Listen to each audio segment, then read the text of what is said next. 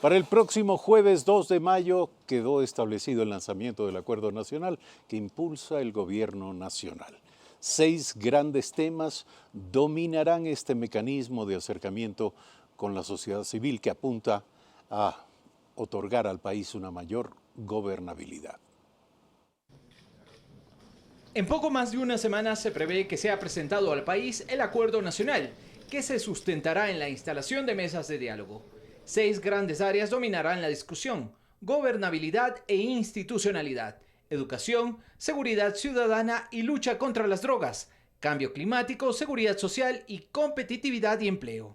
El vicepresidente Otto Sonnenholzner aseveró que la iniciativa busca aterrizar todo lo que se ha recibido durante este tiempo de diálogo para poder concretar temas en beneficio del país. El segundo mandatario también mencionó que la intención es que luego de que se reciban insumos, se valoren y se tomen decisiones en conjunto entre el gobierno, la sociedad civil y representantes de otras funciones del Estado. La implementación de los acuerdos que se alcancen podrá llegar a través de distintas vías, desde cambios en normativas a decretos e incluso la posibilidad de una consulta popular. En materia política, uno de los temas que genera debate es la posibilidad de cambios en las atribuciones del Consejo de Participación Ciudadana y Control Social o también su desaparición. Néstor Aguilera, Telediario. Hacemos una corrección sobre lo dicho hace un instante. 2 mujeres dirigen las municipalidades del país, las alcaldesas de San Vicente y de Portobelo, dijimos Portoviejo equivocadamente, y de Portobelo presiden la Asociación de Municipalidades del Ecuador. Se encuentra aquí Otto Sonnenholzner, lo dije. Vicepresidente, buen día, gracias por aceptar esta invitación. Eduardo, un gusto estar aquí, un saludo a los televidentes de Ecuador TV. Vicepresidente, ¿cómo se definieron los temas que serán materia de este proceso de acuerdo al que llama el Gobierno Nacional? ¿Quién y quiénes y bajo qué consideraciones definieron la agenda? Básicamente, como usted conoce y el Ecuador entero, el presidente de la República inició una etapa, si usted quiere, llámela de sanación, de reconciliación nacional hace 2 años. Esa etapa tuvo resultados ese diálogo nacional al que él convocó y muchos, entre esos la consulta popular y todos los temas que de ahí nacieron, o si usted quiere hasta la misma conformación del Gabinete de Gobierno Nacional, que es un gabinete con miembros de diferente origen político, de representación gremial, un gabinete que logra tener una representación nacional en alguna forma, donde ese era el objetivo del presidente y se cumplió. Sin embargo, quedan muchos pendientes del diálogo nacional y esos pendientes fueron sistematizados en el hoy Ministerio de Gobierno, separados, y con eso construimos mesas temáticas en donde el objetivo es pasar del diálogo al acuerdo. ¿Qué pasa en un diálogo? Se convierte en una lista de pedidos, ¿no? El sector empresarial, sectores de representatividad de la sociedad civil, comunitarios, etcétera, se convierte en una lista de pedidos y gobernar implica tomar decisiones en cuanto a esos pedidos, implica llegar a consensos también en cuanto a esos pedidos. No todo es posible. Si hablamos del sector empresarial, la serie de aspiraciones que ellos tienen a veces o en muchas ocasiones no son necesariamente compatibles con los objetivos, por ejemplo, de recaudación fiscal del Gobierno Nacional. Pero tenemos coincidencias en el deseo de generar empleo, tenemos coincidencias en el deseo de reactivar la economía y en el cómo es donde nos tenemos que poner de acuerdo. Entonces tenemos que llegar a ese acuerdo, pasar del diálogo al acuerdo con ellos en la mesa de competitividad y empleo. Tenemos que pasar del diálogo al acuerdo en las decisiones que hay que tomar en materia de seguridad social. Pueden ser como simplemente transparentar, dar libre acceso a la información, que veo que mucha gente lo exige, que genera la seguridad social en cuanto, por ejemplo, a su situación financiera. Se ha contratado por el actual presidente del directorio una auditoría internacional con supervisión de Naciones Unidas y eso esperamos tenerlo pronto para que sea público. Publicar eso es necesario, puede ser parte también resultado de la discusión que se ha tenido durante los diálogos que ha tenido ya el señor Granda y podemos aterrizar en acuerdos los resultados de esa información. Y así los diferentes temas que ya mencionó el reportaje, cambio climático es uno de ellos, lucha contra las drogas. Problema tan grave, sobre todo en la región costa, en mi ciudad, en Guayaquil, al frente de Guayaquil, en Durán, problemas serios con el consumo de drogas y ya no hablamos del narcotráfico, que también es un problema que estamos combatiendo, sino del consumo de jóvenes y niños ecuatorianos que están cayendo en este flagelo tremendo que castiga a las familias del país. Hay que tomar decisiones ya y en consenso, porque cuando son temas polémicos, normalmente la decisión que toma el gobierno a veces parece insuficiente o exagerada. Estamos incorporando a los actores, por ejemplo, en el caso de drogas, de la sociedad civil que están involucrados para poder tomar las decisiones acertadas y que sean ellos, si usted quiere, porque nosotros no estamos buscando protagonismo, estamos buscando soluciones. Si ellos quieren ser los protagonistas, enhorabuena. Lo que sí es que no puede ser, y debe de entenderse desde ya, como le decía, no puede ser una carta a Papá Noel, ¿no? Tiene que ser cosas concretas, puntuales, factibles, prácticas, que podamos llevar a cabo como gobierno y como sociedad. Pero precisamente por lo que usted dice, produce ciertas dudas la selección de la agenda. Por ejemplo, cambio climático. ¿Qué tiene que discutir el Ecuador sobre el cambio climático, más allá de que, como parte de este mundo, tenemos evidentemente que hacer algo o hacer algún aporte? Pero el cambio climático es algo que escapa evidentemente como problema. Oh, claro, pero uno no se puede aislar. Todo el mundo es parte del problema. El Ecuador lo que tiene que tomar en esa mesa como decisión es cómo aporta a evitar el cambio climático. Por ejemplo, si usted revisa los Objetivos de Desarrollo Sostenible 2030, que ya son parte del plan de gobierno por disposición del presidente de la República el año pasado, ahí hay elementos importantes en materia de cambio climático que van desde saneamiento y agua potable.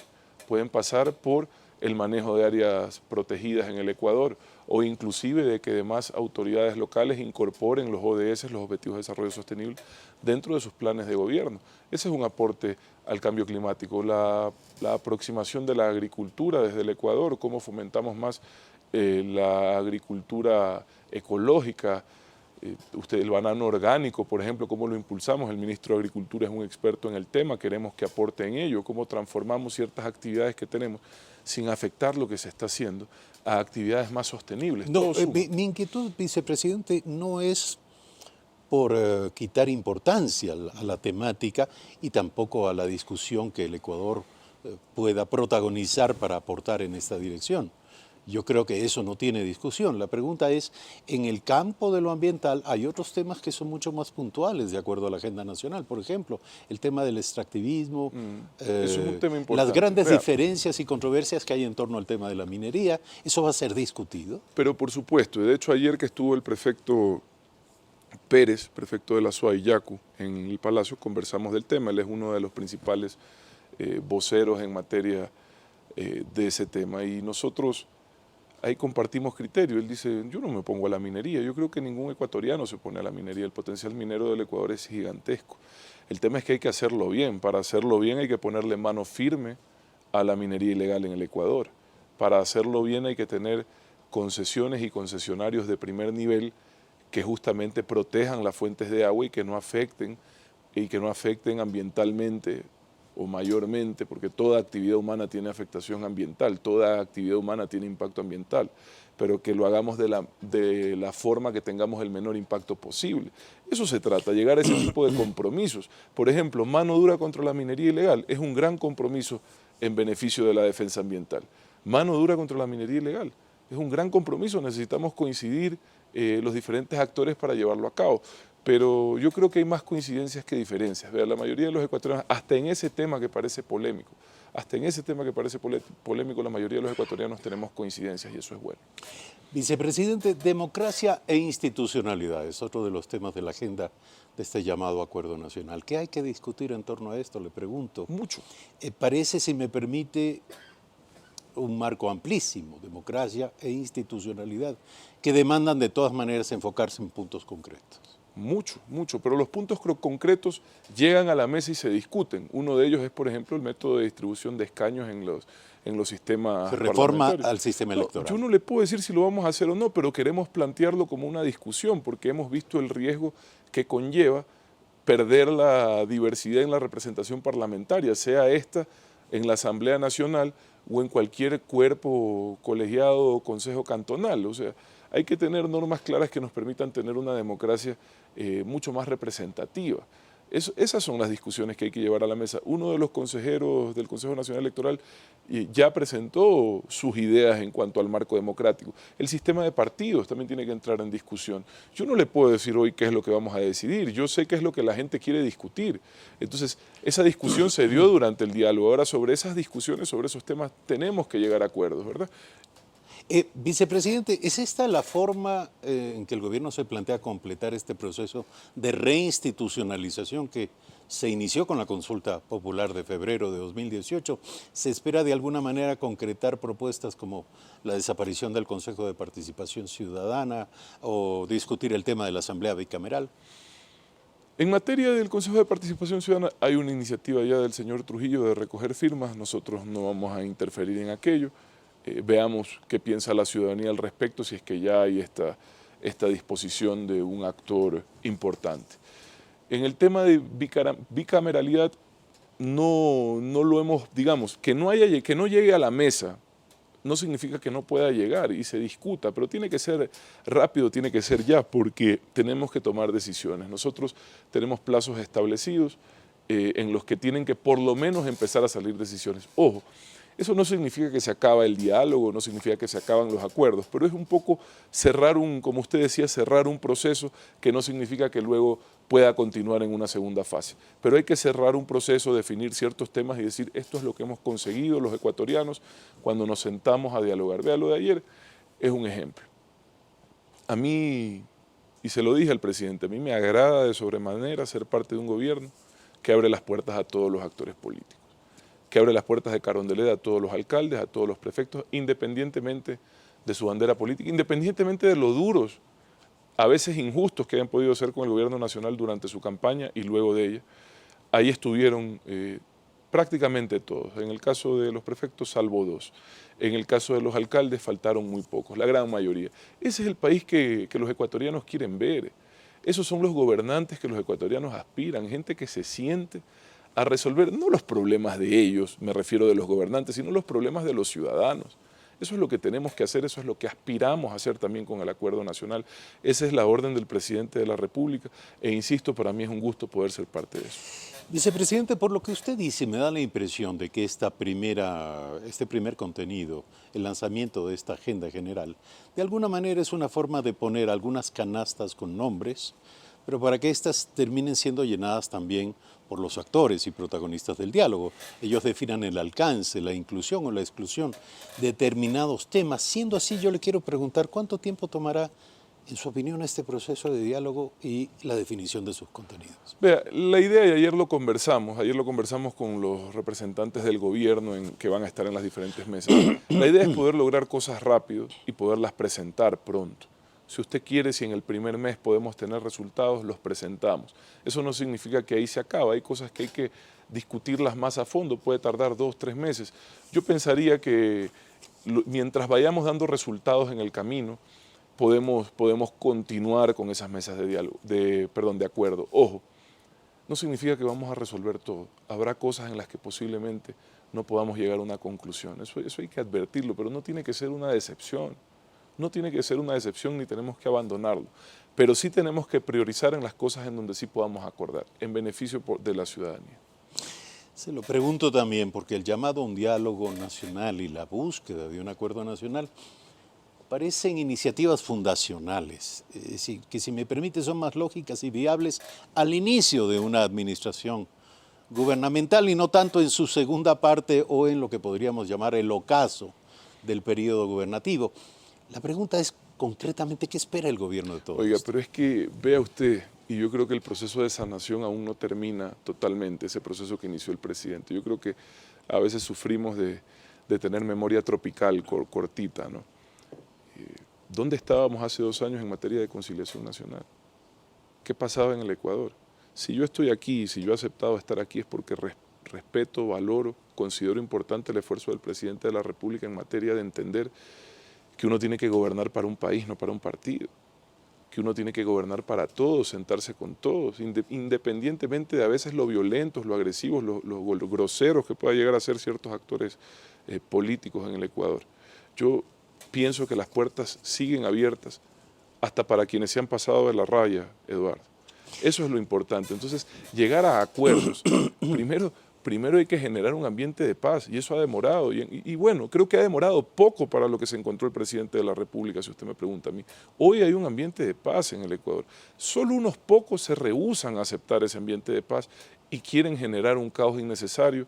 Yo no le veo la necesidad cuando las puertas están abiertas para discutir. Pero en todo caso están en su derecho siempre y cuando lo hagan respetando las leyes del Ecuador. Es del todo considerable lo que usted dice, vicepresidente, pero la política opera en entornos concretos y bajo condiciones determinadas. Entonces, esto de lanzar una iniciativa de acuerdo nacional en el momento final o en el segundo momento del gobierno tiene que ver con otro asunto. Usted declaró que del diálogo podrían desprenderse iniciativas de reforma legal o incluso de reforma constitucional. Esto demanda, en el mejor de los casos, un acuerdo político al interior de la Asamblea Nacional. Pero luce que alcanzar ese acuerdo en las condiciones actuales debería al menos significar que los partidos y movimientos políticos representados allí sean parte del diálogo. ¿Lo van a hacer? No, sí, por supuesto. Sobre todo los miembros del Legislativo, los bloques representados en el Legislativo tendrán participación. De hecho, estuve la semana pasada en la Asamblea Nacional recibiendo insumos de parte del Legislativo para el acuerdo nacional. Es decir, estábamos coordinando con ellos desde el inicio. Ahora sí le quiero decir algo. Muchas de estas decisiones, muchos de estos acuerdos pueden tener diferentes caminos para su ejecución, ¿verdad? Nosotros como Ejecutivo vamos a hacer todo por cumplir nuestra parte.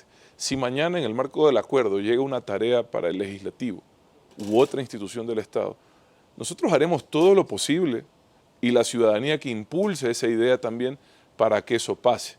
Pero si escapa de nuestras manos, digamos, yo me quedaré con la satisfacción del trabajo hecho de nuestra parte y seguiré impulsando desde donde yo esté que eso ocurra si es que así se manifestó como un acuerdo de diferentes actores de la sociedad. Pero nosotros no podemos cargar con la responsabilidad de lo que no quieran hacer los demás, Eduardo. ¿Se pensará entonces, vicepresidente, en dejar algunas decisiones finales en manos del pueblo ecuatoriano a través de una nueva consulta? Es una posibilidad que tendrá que analizarse, insisto. Nosotros no podemos anticiparnos, no sabemos qué se desprenderá o de lo que se desprenda cuál será el camino hoy. No quiero anticiparme, Eduardo, a generar expectativas que hoy no son reales. Sin embargo, me permito insistir, la consulta entraña un peligro que termine siendo una suerte de referéndum aprobatorio o no del gobierno y de su gestión. Y esto con los números actuales podría significar incluso una derrota, un revés para las propuestas de cambio. ¿No es jugar con fuego? No sé a qué número se refiere, ahí vamos mejorando con el esfuerzo. La gente podrá tener, como siempre, opiniones respecto a nuestras decisiones. Nosotros nos equivocamos también.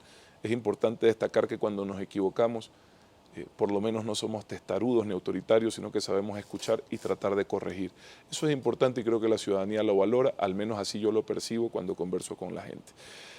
Si es que una consulta popular, la que sea, tiene que ver con una aprobación o rechazo a un gobierno, es posible, ha pasado, le pasó a De Gaulle en Francia en su último mandato también. Por eso es que para nosotros es importante que esto no se entienda como objetivos del gobierno, sino como objetivos de la colectividad, de la ciudadanía, de los diferentes actores que van a estar representados en estas mesas de acuerdo nacional. Nosotros no queremos que esto sea el acuerdo del gobierno, queremos que sea el acuerdo del país. ¿Cómo se eligen a los miembros de estas mesas de diálogo? Inicialmente son actores gubernamentales que no son los protagonistas, pero son los llamados a coordinar, estructurar aquello. Y luego son, según la mesa, actores de la sociedad civil que han sido destacados en esos temas. Si usted quiere, fundaciones, ciudadanía en general que esté invitada a participar y a entregar sus insumos también. Es un modelo sencillo, tenemos una metodología que ya la conocen las autoridades que van a participar y con esa metodología esperamos salir adelante con esta intención. Vicepresidente, si mañana fuera el último día del gobierno, ¿qué quisiera usted que se diga, que se perciba de la tarea realizada?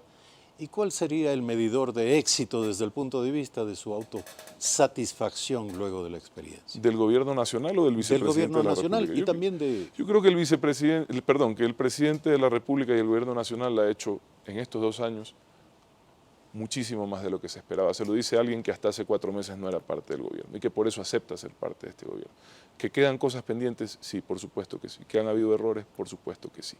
Pero el cambio del modelo económico que pronto va a dar los resultados que necesitamos, reconocer que el modelo anterior era inviable, priorizar al país por adelante de un proyecto político, poner al país por delante de un proyecto político, acabar con prácticas que ya parecían institucionalizadas en la forma de gobernar, acabar con esas prácticas que tanto criticó la ciudadanía. Vea, todo eso no tiene precio. La misma recuperación de la libertad de expresión por la que yo tanto luché desde la otra orilla, como se dice.